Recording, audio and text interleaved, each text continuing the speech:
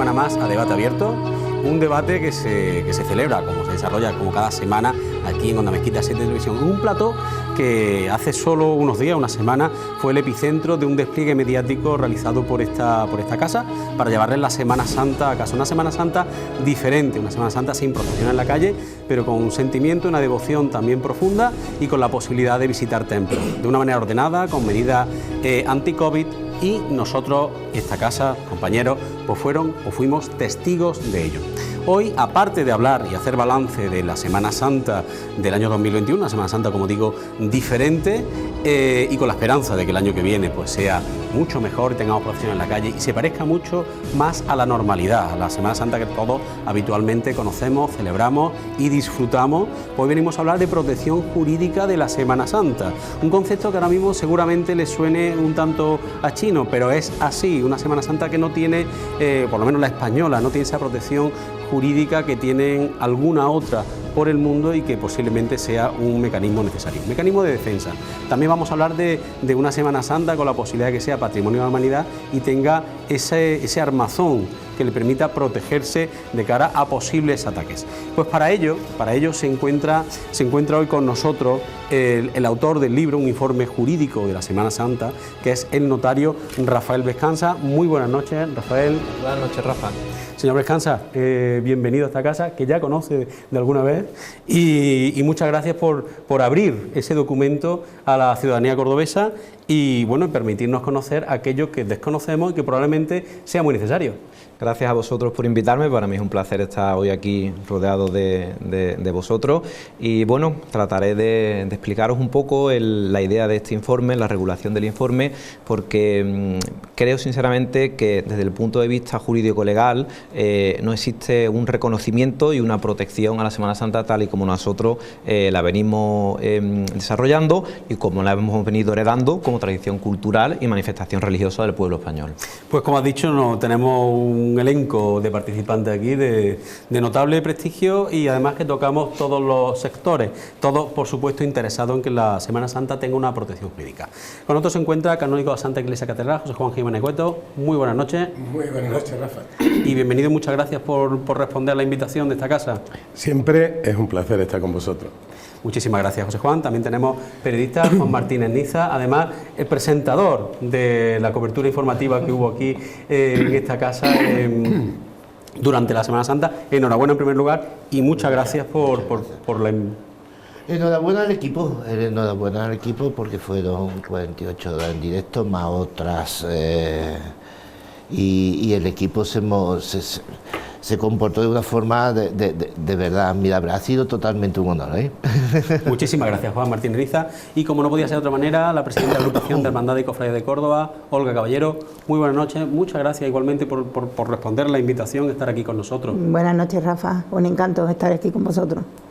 Pues como ven, tenemos un elenco, una mesa bien preparada en el sentido de gente, de personas, invitados, contertulios de calado, en distintos ámbitos relacionados con el mundo de la Semana Santa y de la religión en general. Quería hacerle, señor Vescanza, alguna pregunta que me sorprende y me llama muchísimo la atención. Hasta que yo tuve en mis manos su libro, el informe jurídico de la Semana Santa, me parecía algo como de ciencia ficción que la Semana Santa no estuviera protegida, o por lo menos no lo está aquí en España. No, vamos a ver, la Semana Santa como tal, porque nosotros tenemos una regulación desde el punto de vista jurídico de lo que son pues las cofradías, como así se reconocen como corporaciones de derecho canónico, tenemos una regulación a través de las distintas normas diocesanas que regulan todo lo que es la Semana Santa desde el punto de vista de las hermandades de cofradía, pero la Semana Santa como tal, como un reconocimiento de tradición histórica del pueblo español, no tiene prácticamente ni una sola mención en ninguna ley y mucho menos en lo que yo creo que debería ser lo mismo que existen otros reconocimientos constitucionales como la tauromaquia, el flamenco, que son manifestaciones del pueblo español. La Semana Santa como tal no lo tiene. Entonces la idea de este informe era recoger e intentar encuadrar el marco legal de la Semana Santa y a partir de ahí pues establecer un objetivo, una medida futura para considerar lo que yo humildemente entiendo que es muy necesario para garantizar la celebración, las tradiciones y que nuestros futuros cofrades se encuentren en la Semana Santa tal y como nosotros nos las hemos ido encontrando a día de hoy. A partir de ahí, y ahora lo iremos viendo, cuando yo me pongo a investigar sobre el marco legal de la Semana Santa, solo me encuentro fundamentalmente prácticamente dos menciones legales. Una es un decreto del año 2017, si no me equivoco, donde se considera la Semana Santa como una mera manifestación representativa de interés cultural, pero ya te digo, hasta ahí es una mera manifestación. Y ahí la Secretaría de Estado en el año 80 hizo una clasificación de la Semana Santa como tal en función del desarrollo del impacto turístico y económico que tenía, que era la considerada como fiesta de interés cultural internacional, fiesta de interés cultural nacional o fiesta de interés cultural. Y fue la primera Semana Santa que fue declarada como fiesta de interés cultural fue la de Zamora. A partir de ahí, a mí me surgió la duda de por qué, si en la Constitución española ahí se reconoce en el artículo 16 la libertad religiosa, ideológica y de culto, ¿por qué no existe ninguna norma o al menos una referencia constitucional donde se reconozca la Semana Santa? Sí es verdad que el Tribunal Constitucional en muchas sentencias, y algunas recojo en el libro que son curiosas a mi modo de entender, menciona la Semana Santa como tradición del pueblo español, pero no hay un reconocimiento donde se regule un concepto, y sobre todo que se reconozca, como así se ha ido desarrollando a lo largo de los años, que la Semana Santa es una manifestación cultural religiosa y una tradición del pueblo español. Rafael, yo a veces me tengo que poner en el pellejo de quien nos ve y además también incluso sea una inquietud mía. La persona que nos está viendo ahora mismo estará pensando, bueno, estos ataques a los que la Semana Santa se ve sometida frecuentemente, quizás más frecuentemente de lo que sería habitual y además a veces muy dañinos, pueden acabar en algún momento con la Semana Santa si no tenemos una protección fuerte, férrea. Imaginemos un gobierno que sea contrario a que se siga celebrando la Semana Santa como lo estamos celebrando y pase a ser una fiesta menor. ¿Es posible que esos ataques derrumben el muro? Lo que tenemos que tener claro, y a mí le pregunto poniéndome el pellejo del telespectador, que seguramente nunca me ha gustado ser catastrofista ni muchísimo menos, y yo no con esto no trato de decir nos van a quitar la Semana Santa. No, vamos a ver, no se trata de eso. Lo que sí se trata es de que la Semana Santa tenemos que admitir o tenemos que abrir un poco las miras y aceptar con naturalidad que no solo es una manifestación religiosa, que lo es y fundamentalmente lo es. Los cofrades salimos a la calle a hacer protestación de fe, como así marcan nuestras reglas, pero también es una manifestación cultural, es tradición del pueblo español y del mismo están ligados muchos sectores económicos, muchos sectores sociales, es economía, es tradición, es cultura. Desgraciadamente en la pandemia hemos visto que España, Andalucía, Córdoba, vive mucho de lo que es la Semana Santa. Entonces todo eso tiene que estar protegido. ¿Nos van a quitar la Semana Santa? Oiga, no, seguramente no. Un alivio para el telespectador. Claro, pero sí para existe. El devoto y para el que. Pero para sí el cultural, puede, ¿no? pero puede haber una serie de deformaciones a través. ¿Cómo se atacan? Bueno, a través de una serie de imposiciones fiscales, a través de una serie de deformaciones, tal y como tenemos reconocido el culto externo y la fe pública a través de la protestación de fe. Todo eso, y además este año tú lo has dicho a dar la clave, hemos visto una situación muy excepcional, que son los altares, imágenes inéditas que quedan para el recuerdo, pero eso no puede llegar al cofrade a una autocomplacencia de que qué bien y con esto nos conformamos. No, mire usted, esto tiene que ser el fin del principio, el fin de la Semana Santa de las pandemias, y a partir de ahora lo que tiene que haber es todos los consejos de cofradía de las distintas comunidades tienen que unir fuerzas para conseguir de una manera u otra, que a partir de ahora la Semana Santa vuelva a ser un culto externo en la calle, con las medidas de garantía, con los cambios que seguramente los habrá y lo tenemos que aceptar con naturalidad, pero sobre todo yo me estoy refiriendo a una protección económica, una protección de que no haya una deformación del culto externo tal y como lo tenemos reconocido hasta hoy, y sobre todo que exista un apoyo de las instituciones, tanto la eclesiástica como la política, para conseguir que la Semana Santa sea considerada como lo que es tradición, cultura del pueblo español. Rafael, quería preguntarle ya por último, antes de abrir el debate a los compañeros participantes en el debate, quería preguntarle por el concepto Semana Santa Patrimonio de la Humanidad, que es algo que aparece reflejado en el informe y bueno, que sería muy bienvenido por el colectivo cofrade y bueno, y creo que por el colectivo español en general. Hombre, es que yo creo que la Semana Santa, si tú te das una vuelta por qué lo considera el patrimonio, la UNESCO como patrimonio inmaterial de la humanidad, no solo considera a las colecciones artísticas, a las obras de arte, a las estatuas, no. Todo lo que es una tradición oral, escrita, musical, heredada de nuestro antepasado, que tenga un especial significado para un pueblo, es digno de ser patrimonio inmaterial de la humanidad. Y a título de, digamos, de curiosidad, solo existen 2 Semanas Santas consideradas como tales, que son la de Membrisio en Suiza y la de Popayán en Colombia. Yo, con todo mi respeto, creo que la Semana Santa nacional, la Semana Santa de España... Lo dices 2 veces, es la segunda vez que oigo esos nombres.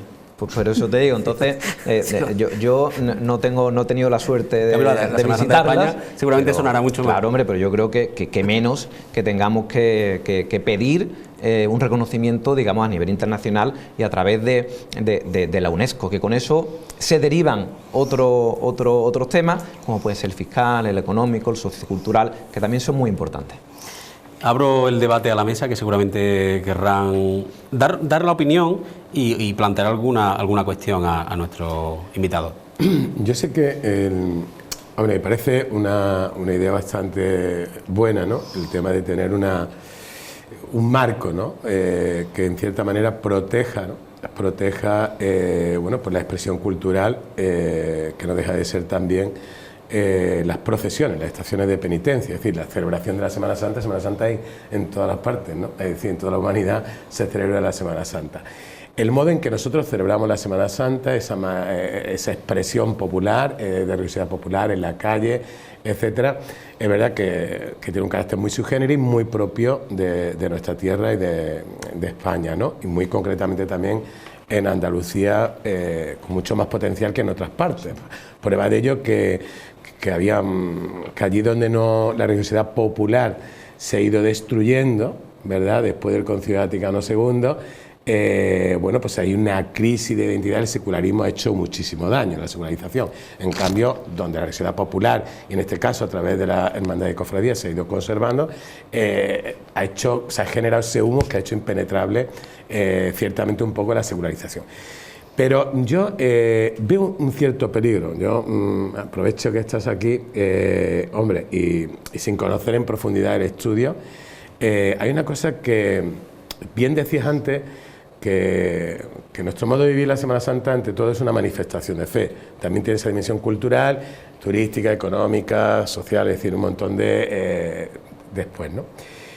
El hecho de que al declarar Patrimonio de la Humanidad, en lo que yo conozco que interviene también la UNESCO y la tutela cuando se declara un elemento de patrimonio, ¿no?, ya sea material o inmaterial, lo que impondría al Estado, es decir, el poder del Estado y también de la administración autonómica e incluso local, podemos correr el peligro de que la Semana Santa pase a tener una dimensión mucho más cultural que manifestación de fe, digo, como un peligro. Y que luego también, donde los cofrades, las corporaciones, las distintas cofradías, pudieran pretender o pensar que con ello ganan mayor libertad a la hora de regirse, pues quizás no, a lo mejor quedan más todavía bajo la tutela de las administraciones públicas, de un Estado público que puede ser afín o no afín, ¿verdad?, que respecto a la autoridad diocesana, que a la que realmente le corresponde. Aunque ciertamente, como bien apuntabas antes, últimamente, pues a nivel al ser asociaciones, ¿verdad?, que están inscritas en el registro de entidades religiosas, están sometidas, como cualquier otro tipo de asociación, pues a temas de fiscalidad, temas de, bueno, hoy en día incluso cualquier junta de gobierno, cuando se crea, tiene que notificarle inmediatamente al registro de entidades y son responsables. Es decir, yo en eso me parece que bien, porque como cualquier otro tipo de asociación, también la asociación cristiana tiene que cumplir, ¿no?, a nivel, con todas las obligaciones fiscales, sociales, legales, es decir, todo lo que sea necesario, ¿no? Y ya acabo. Pero siguen manteniendo su cuota de autonomía, porque fíjate, siempre incluso una propia cofradía y hermandad, rigiéndose por sus propios estatutos, aunque sea una corporación de carácter público, mantienen una cierta autonomía incluso con respecto a la autoridad diocesana en muchos puntos a la hora de regirse internamente, ¿no? Yo creo que sin dejar de ser una idea fantástica, ojo, yo le veo que puede correr el peligro de convertirse en un elemento cultural, que es lo que los cofrades, los cristianos, tampoco podemos permitir, que esto se reduzca a una actividad cultural y ante todo es una actividad religiosa. Yo comparto contigo muchas de las cosas de las que estás diciendo, pero yo creo, yo como cofrade, como católico, a mí el que sea considerada como patrimonio inmaterial de la humanidad no va a cambiar mi fe, ni va a cambiar mi sentido. Lo que pasa es que como jurista yo no puedo pasar por alto que al final, como tú bien estás diciendo, las hermandades de cofradía tienen un reconocimiento estatal, que es a través de una inscripción en el registro de entidades religiosas, y que el Estado reconoce personalidad jurídica a las hermandades de cofradía. ¿Qué significa que reconozca personalidad jurídica? Pues mire usted, que todos los hechos que hacen las hermandades de cofradía tienen una trascendencia jurídica, tanto desde el punto de vista de derecho como obligaciones.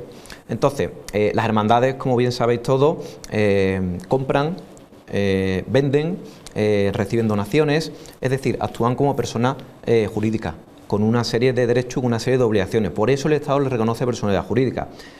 ¿Canónica? Por supuesto que sí. Lo que pasa es que tampoco podemos obviar, y tú lo has apuntado de una manera muy clara, que las hermandades mantienen cierta autonomía respecto incluso a la autoridad eclesiástica, pero desde el punto que una hermandad pone un pie en la calle, nosotros estamos sometidos a una autoridad civil. O sea, eso es absolutamente a día de hoy indudable, y aquí tenemos a la señora presidenta, que nos puede decir que desde que una cofradía pone un paso nazareno en la calle, es la autoridad civil quien nos manda, quien nos dice qué tenemos que hacer, por dónde tenemos que ir, y nos pone una serie de normas, una serie de imposiciones. Es decir, las cofradías dentro de los templos son libres de desarrollar su culto como buenamente quieran, como buenamente marquen sus reglas, pero es absolutamente inseparable a día de hoy la conexión civil-religiosa de una cofradía. Desde el momento que hacemos culto externo, ya estamos sometidos a una autoridad civil, y en este caso a la autoridad estatal. ¿Corremos ese riesgo? Bueno, yo creo que eso es una cosa más personal, desde el punto de vista, ya te digo, individual, que las personas puedan ver alterada lo que es su fe. A mí no se me cae, no me rasgo la vestidura por decir, oiga, mire usted, yo soy cofrade, soy creyente, soy católico, hago mi protestación de fe, pero también entiendo con cierta naturalidad que la Semana Santa es una tradición del pueblo español, es cultura, y que, bueno, están ligados y están totalmente vinculados muchísimas personas que son, pues ya te digo, hoteles, restaurantes, turismo. Sí. Yo no lo apuntaba por el hecho personal, que estoy de acuerdo en decir que no va a cambiar mi experiencia ni mi concepción, ¿no? En este tema, ¿no? Sino por la mayor tutela que pueda haber de las administraciones públicas sobre las entidades. Que ya existe una tutela, como bien dice, de que pone el pie en la calle, pero bueno, como cualquier otra asociación que desea manifestarse públicamente en la calle, ¿no? ¿Vale? Cualquier procedimiento de eso. Y luego cuando hablamos de garantizar, yo entiendo que ahora mismo la Constitución española lo garantiza, y bueno, pues derechos fundamentales como la libertad religiosa garantiza el que esto haya. Que puede ganar, que puede ser bueno la Declaración de Patrimonio de la Humanidad, si yo no digo que no sea bueno, que puede ser bueno, yo creo que va a tener un componente más para una dimensión turística y de fortalecimiento económico, que el planteamiento de una protección de las propias hermandades, ¿no? Y de mayor atracción que pueda tener a la hora de venderse un producto cultural también que tengamos nosotros, ¿no? Yo sinceramente, puede ser verdad que tú estés poniendo un punto que es el económico, el turístico, pero no podemos olvidar, y yo siempre, y aquí lo recojo, que la Semana Santa, y así lo recoge la UNESCO, cualquier manifestación representativa, en este caso religiosa, heredada de nuestros antepasados, es digna de protección. Que lo enfoquemos desde el punto de vista cultural, desde el punto de vista tal, económico. Hombre, antes Rafa lo apuntaba, y desgraciadamente, y tampoco tengo ningún tipo de problema en decirlo, dependiendo del gobierno central que exista, pues son mayores las concesiones o son menos. Eso nada más que tienes que coger cuándo han sido las manifestaciones representativas, cuándo han sido las declaraciones de intenciones, y bueno, y esto no es política, pero siempre hay, las puertas se abren de una manera u otra. Eso ha sido, por lo menos lo pienso yo. Pero no creo, por lo menos en mi opinión, que el recoger a la Semana Santa como patrimonio inmaterial de la humanidad pueda afectar, digamos, a la fe, ni puede afectar a lo que todos los católicos cofrades consideramos que es que al final esto es religión, culto público y protestación de fe. Es verdad que la Semana Santa tiene, yo creo que es tan grande que es capaz de abarcar a personas que, sin tener, digamos, y esto suena raro, muy claro lo que es su sentimiento religioso, sin embargo se consideran muy devotos a lo mejor de una imagen, o son muy seguidores de cierta cofradía. Entonces, eso que tú has dicho antes, incluso que lo apuntabas históricamente, la persona que quizás durante el año no tenga ese sentimiento tan católico, tan arraigado como podemos tener otros, en Semana Santa lo ve de otra manera. Entonces, también yo lo vería como un llamamiento mayor a la fe a través de esa protección. Seguimos. Olga Caballero quería tomar la palabra, o Juan Martínez Niza. Yo creo, Rafa, que estoy totalmente de acuerdo con lo que dice José Juan. Además, es uno de los puntos que yo traía después de haber leído lo que me mandó Rafa ayer. Creo que hay que saberlo hacer muy bien para que sea una asociación sociocultural religiosa y que sepamos dónde estamos, que no es una cosa jurídica nada más para decir, bueno, podemos hacer esto, podemos hacer lo otro o no nos va a pasar, no. Yo creo que lo principal es pertenecer a la Iglesia y es donde estamos. Eso es, quiero matizarlo después de lo que ha dicho José Juan. Pero aparte de eso, decirte que no es el color político que exista. Yo creo que es el empeño que tenga un ayuntamiento en trabajar por la Semana Santa y por la ciudad. Te lo digo por experiencia, ¿no? Ya he estado con diferentes partidos políticos y yo creo que depende de quien esté en la cabeza, no a nivel político, sino a nivel de llevar la promoción de la ciudad, la cultura y demás. Eso sí quiero que quede claro, porque ha habido partidos muy buenos que han trabajado muchísimo con las agrupaciones de cofradías, y no conmigo, que yo acabo de entrar, sino con otras agrupaciones, y lo mismo es el azul que el verde que el rojo. Te lo digo sinceramente. Y luego yo quiero preguntarte, con respecto a lo que tú presentaste en Sevilla en octubre del año pasado, tú pones que quieres hacer como un consejo general andaluz para todas las cofradías, incluso provincias, pueblos, ciudades, capitales y todo. Yo creo que nos saldríamos un poquillo del contexto, porque si gobernar, vamos a poner 75 o 69, o las que haya en Sevilla, es difícil, y aquí que hay 54, es difícil. ¿Tú te imaginas lo que es gobernar un consejo andaluz completo de toda Andalucía? Eso, eso aparece en el informe, ¿verdad? Para mí es una piña, ¿comprendes? Es una pirámide. En Córdoba hay más de 500 hermandades y cofradías. Por eso te digo. Pero es ahora agrupadas, ¿no? Sí, yo estoy hablando, no, agrupadas hay más. Te hablo de Córdoba, pero luego en la provincia, como dice José Juan, hay montones. Claro, distintos consejos y distintas agrupaciones en los pueblos. Además, Córdoba es una de las provincias que más hermandades tiene.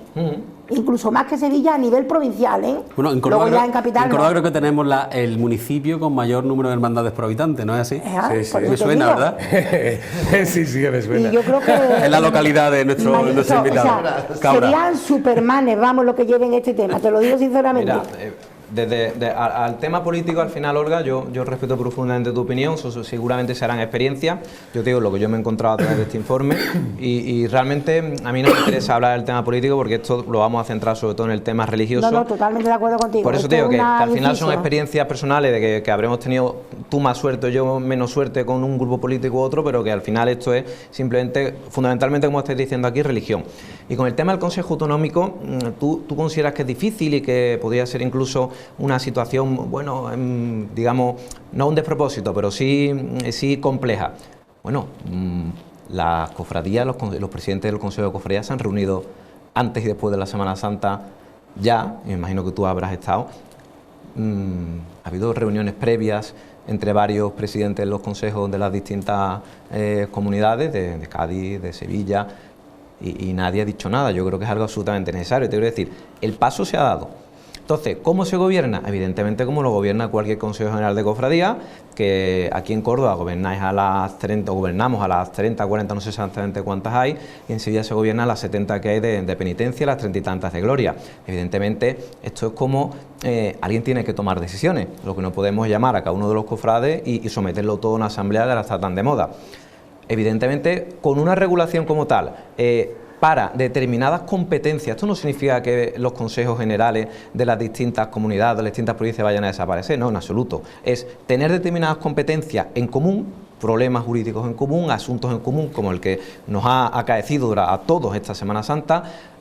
Yo también digo gobernar, o sea, gestionar un fondo de reserva a través de que seáis vosotros, los presidentes de las distintas comunidades, quien toméis una serie de decisiones con unas competencias tasadas para ciertos casos. En definitiva, te diría que sería más una relación institucional con las distintas instituciones, corporaciones, que un consejo, digamos, que tuviera una personalidad jurídica, una reunión, no, cuando sea necesario, con las competencias que estén tasadas. ¿Es difícil? Yo creo que sí, que estoy de acuerdo contigo que es difícil, pero que los pasos se han empezado a dar, también lo creo. Juan Martínez Niza. Pues a ver si los gastos en un momento dado hay que regularlo desde el punto de vista que sea, porque no hay ninguna forma de regular. Creo que esa... y luego también, por el otro lado, también eso puede suponer abrir la puerta a una cierta intervención. No sé, me estoy acordando del caso, por ejemplo, de la angustia. La angustia está declarada bien de interés cultural. Y entonces, bueno, desde el punto de vista artístico y patrimonial está protegido. No se le puede tocar la angustia tanto como a otra imagen, por ejemplo, ¿no?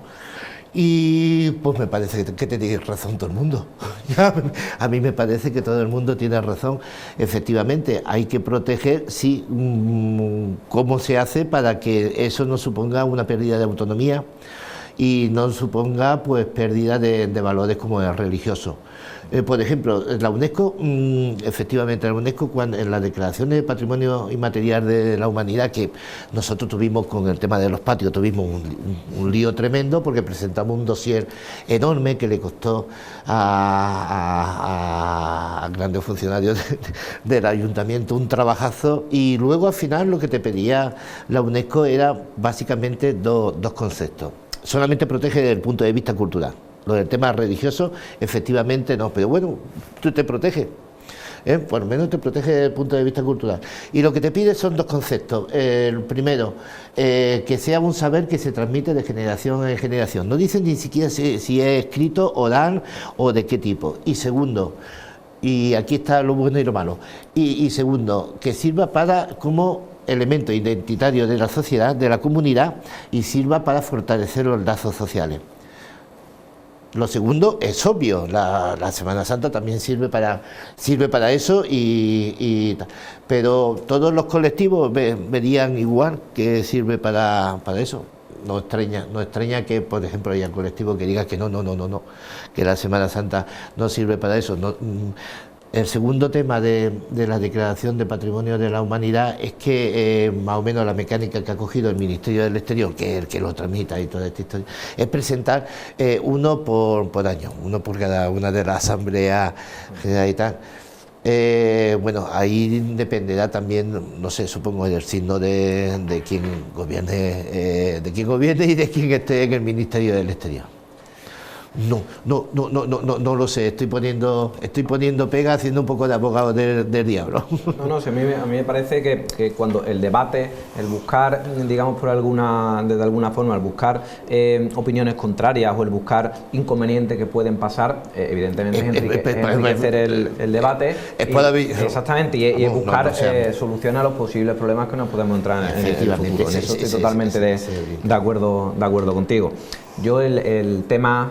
No he iniciado ningún procedimiento para declaración de Patrimonio UNESCO, tú lo sabes bastante mejor que yo, sí lo he leído y llevas razón en lo que estás diciendo, pero bueno, es que al final alguien tiene que dar el primer paso. Sí, eso sí. Como todo en la vida, o sea, entonces sí, lo que no vale es decir sí, no, pero bueno, sí, no, ¿por qué? Con fundamentaciones, con argumentaciones, y a partir de ahí siempre hubo alguien que puso la primera piedra, desde la construcción de las pirámides hasta la construcción de las iglesias, entonces alguien lo tiene que hacer. ¿Ese alguien quién es? Bueno, pues en eso estamos. Pues nos quedamos vamos a pasar a publicidad, continuamos con la pregunta porque estoy viendo la cara de José Juan Jiménez Cueto y una cara de absoluto, o sea, que tiene una pregunta muy interesante, como todo lo que...